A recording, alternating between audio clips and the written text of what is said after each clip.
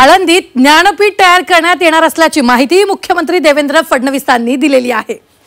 निश्चितच ज्ञानपीठासाठी 701 कोटींचा आराखडा देखील तयार करण्यात आलेला आहे। जगाला हेवा वाटेल असं ज्ञानपीठ तयार होणार असल्याचं मुख्यमंत्री देवेंद्र फडणवीसांनी म्हटलेलं आहे। तर इंद्रायणी नदी गंगेसारखी पवित्र करणार असल्याचंही यावेळी मुख्यमंत्री फडणवीसांनी आश्वासन दिलंय। इंद्रायणीच्या पाण्याचं शुद्धीकरण करण्यासाठी आराखडा तयार करण्यात असल्याचंही त्यांनी म्हटलंय। ज्ञानेश्वर माऊलींच्या सप्तशतकोत्तर सुवर्ण महोत्सवाच्या सोहळ्यामधील कार्यक्रमावर मुख्यमंत्री बोलत होते।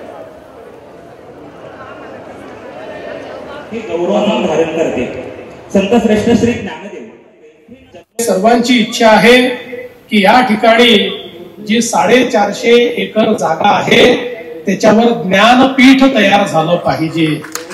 या ज्ञानपीठाकरता 701 कोटी रुपयाचा आराखडा देखील तयार झालेला आहे।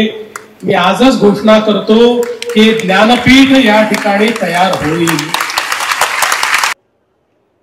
हा आराखडा लवकरात लवकर आम्ही केंद्र सरकारकडून मंजूर करून घेऊ आणि या आराखड्याच्या माध्यमातून पिंपरी चिंचवड महानगरपालिकेसहित 39 छोटी मोठी गावं आणि शहरं आहेत की ज्याचं संपूर्ण घाण पाणी सांडपाणी इंद्रायणीमध्ये चाललेलं आहे।